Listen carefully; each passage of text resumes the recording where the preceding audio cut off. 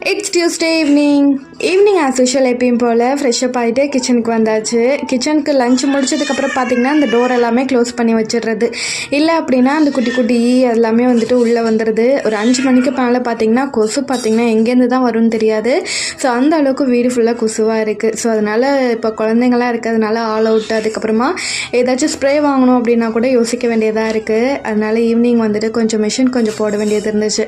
அதையுமே போட்டு விட்டுட்டு மார்னிங்கே இட்லி மாவுக்கு வந்துட்டு ஊற வச்சுருந்தேன். ஸோ அதையுமே கிரைண்டரில் வந்துட்டு போட்டு விட்டுட்டேன். பன்னீர் பார்த்திங்கன்னா ரெடி பண்ணி வச்சுருக்கேன். ஒரு 3 கிலோ இப்போ வந்துட்டு வெயிட் வந்து ஏறி இருக்கேன்.